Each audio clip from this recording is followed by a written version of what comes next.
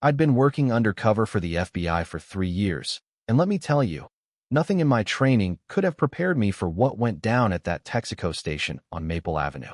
My name is Agent Marcus Thompson, and I was tracking a money laundering scheme that had led me to a sleepy suburban town in Ohio. The case involved local businesses, and I'd spent weeks posing as a traveling insurance adjuster, blending in with a charcoal gray suit that screamed, "I'm just a guy doing his job." But that Tuesday afternoon, around 2:30 p.m., everything changed. The gas station was quiet, just me and an old man at pump 3, counting his change like he was auditing Fort Knox. I was filling up my standard-issue black sedan when a red Cadillac Escalade roared in, music blasting so loud it rattled my teeth. Out stepped a young woman, maybe 21, with bleach blonde hair and a pink skirt so short it barely qualified as clothing. Her polo shirt looked pricier than my rent, and her designer sunglasses screamed privilege. This was Ashley Whitmore, and she surveyed the station like she owned it, phone glued to her ear, nails flashing like tiny daggers. "Oh my God, Jessica, you won't believe what happened at the salon," she shrieked. "They said they're booked for 3 weeks. Don't they know who I am?" I focused on my pump, praying she'd stay in her lane. But trouble has a way of finding you, and Ashley was about to make my day a whole lot messier. She ended her call with a sigh that could have been heard in Cleveland and scanned the station with a sneer. Her eyes locked on me, and I could almost see her brain running on fumes to decide I was her next target. The old man drove off, leaving just us two. My tank was half full, plenty of time to avoid her. Or so I thought. Ashley strutted over, heels clicking like a countdown to disaster. She stopped by my car, close enough for me to choke on her perfume, something floral and overpriced. "Excuse me," she said, her voice dripping with entitlement. I looked up, keeping my face neutral. "Yes. You're going to fill up my car, too?" she declared, like I was her personal servant. I blinked. "I'm sorry, what?" She gestured at her Cadillac with a flick of her wrist. "My car. You're going to fill it up. You're dressed nice, got a decent car. I'm hot. You're lucky I'm even talking to you. Just do it." The audacity hit me like a slap. I'd dealt with crooks and con artists, but this was next-level delusion. She wasn't robbing me. She was demanding free gas because she thought she deserved it. Part of me wanted to laugh, but another part, the part that grew up standing up to bullies, wanted to see how far this would go. "There's been a misunderstanding," I said, keeping my tone professional. "I'm just filling my car." She stared at me like I'd said the sky was green. "Look, I don't have time for this. I'm meeting friends in 20 minutes. You've got money. I'm giving you a chance to help me out. Most guys would beg for this." The confidence was almost impressive, like she lived in a world where strangers owed her favors. "Most guys would beg to buy you gas?" I asked, curious about her reality. She flipped her hair. "I'm Ashley Whitmore. My family practically owns this county. Help me out, and maybe I'll put in a good word for you." "Don't," and she shrugged, her threat hanging in the air. The name Whitmore rang a bell, not from socialite gossip, but from my case files. Her family was linked to financial irregularities I was investigating. This just got interesting. "And what?" I pressed. "My mom knows people," she said, inspecting her nails. "Important people who can make your life hell." I nodded, playing along. "What kind of people?" "The kind you don't mess with," she snapped, her attempt at a menacing glare more comical than scary. "Like who?" I asked. "The sheriff, the police chief, family friends. Mess with me, you mess with them." If she was telling the truth, she was handing me a gold mine. "Your mom runs this county?" I asked. Ashley beamed. "Nothing happens here without her say-so. She makes sure people know their place." There was the ugly truth beneath the designer facade. This wasn't just entitlement, it was a power trip. "Know their place," I repeated. She stepped closer, her voice low. "People like you should be grateful I even notice you. You're wasting my time." The phrase, "people like you," carried a weight that made my FBI badge feel heavier in my pocket. This was about to get real. Before I could respond, a silver Lexus pulled in with the precision of someone who viewed traffic laws as optional. Out stepped an older woman, mid-40s, a polished version of Ashley with cold eyes and a designer suit that screamed money. This was Elizabeth Whitmore, Ashley's mother, and she looked ready to steamroll anything in her path. "Ashley, what's taking so long?" she barked. "This guy's being difficult," Ashley whined.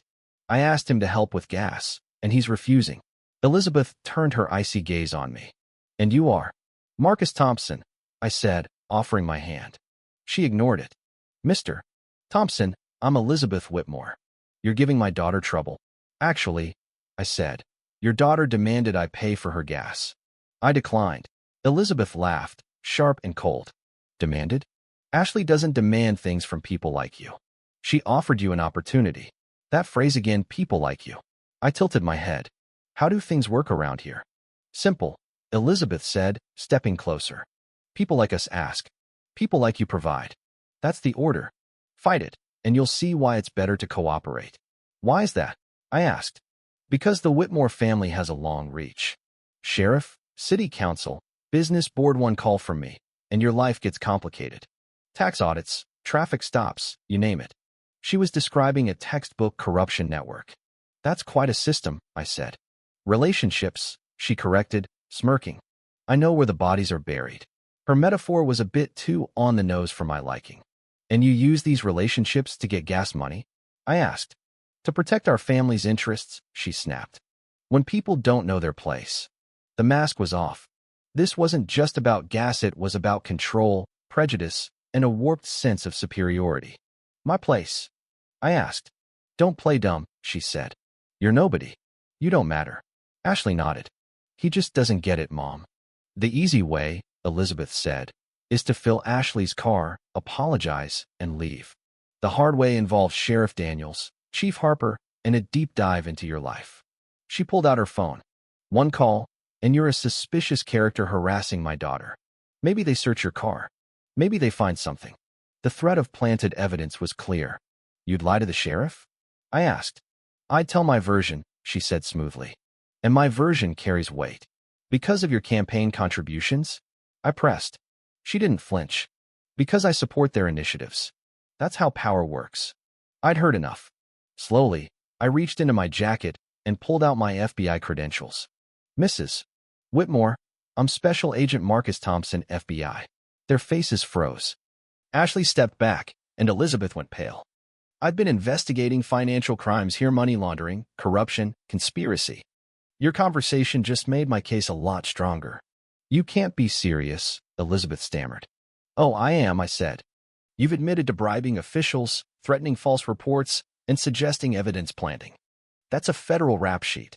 Ashley whispered, FBI, like it was a bad dream. As if on cue, 2 black SUVs rolled in me backup team, alerted by a text I'd sent when Elizabeth started confessing. 4 agents stepped out, securing the scene. Agent Laura Bennett, my partner, approached. Everything under control, Marcus? Just wrapping up a fascinating chat, I said. Mrs. Elizabeth Whitmore and Ashley have been explaining local politics. Laura flipped open her notebook. Mrs. Whitmore, I'm Agent Bennett. Let's talk about your sheriff connections. Elizabeth looked like she might faint. This is a misunderstanding, she said weakly. Ashley grabbed her arm. Mom, there are FBI agents everywhere. Nobody's under arrest yet, Laura said. You can be witnesses or defendants. Your choice. Elizabeth seized the lifeline. Witnesses. To what? Laura asked. Elizabeth hesitated. Financial irregularities. Laura nodded. Tell me about your business deals with Sheriff Daniels. Elizabeth squirmed, realizing every word could bury her deeper. I support law enforcement, she said. Campaign donations, community initiatives. And in return, you get favors? I asked. Like harassing people who don't buy your daughter gas. That's not what I meant, she protested. Laura pressed harder. You threatened to frame Agent Thompson. That's a federal crime. I want a lawyer, Elizabeth snapped. You're right, Laura said. But we're moving forward. We've got evidence, bank transfers, illegal contributions, shady deals. Your name's all over it. Ashley started crying. I didn't know he was an agent. Doesn't matter, Laura said gently. Bribery's illegal, period.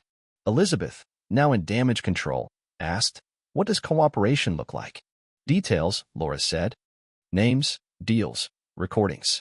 Help us, and prosecutors might cut a deal. The next hours were a masterclass in FBI procedure.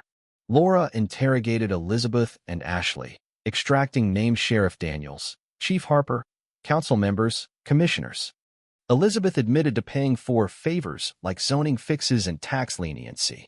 Ashley, clueless about her family's crimes, was stunned. I thought we were just rich, she sobbed. Elizabeth agreed to cooperate, wearing a wire to record corrupt officials. The investigation, dubbed Operation Texaco, led to arrests: Daniels, Harper, 3 council members, 2 commissioners, and a dozen business owners. Elizabeth got 3 years, reduced for cooperation. Ashley, spared charges, enrolled in college, and started working at a nonprofit, turning her life around. 6 months later, in a federal courtroom, I watched Elizabeth accept her plea deal. The case had exposed a multi-million-dollar corruption network. Sheriff Daniels' recordings revealed he'd planted evidence to protect the Whitmores' interests. Chief Harper ran an extortion racket, creating problems for businesses and solving them for cash. Their arrests were a victory for justice. The Texaco station became a local legend, with a plaque at Pump 4 marking the day entitlement met its match. For me, the case earned a promotion to supervisory special agent. More importantly, it reminded me why I joined the FBI: to stand up to bullies and protect the vulnerable. Letters poured in from locals, grateful for a cleaner government. A business owner, driven out by Harper's extortion, thanked us for giving him closure. A mother whose son was wrongfully convicted due to Daniels' planted evidence wept with relief when his case was overturned. These stories fueled my resolve. As I left the courthouse, Laura grinned. "Still think undercover work's dull?" I chuckled. "Next time, I'm skipping the gas station. But I wouldn't change a thing." Sometimes, justice starts with a spark and entitled demand at a pump and ends with a fire that burns corruption to the ground. What do you think? Have you ever witnessed entitlement or injustice like this? Share your thoughts in the comments, especially on confronting abuse and standing up for fairness. Your perspective matters.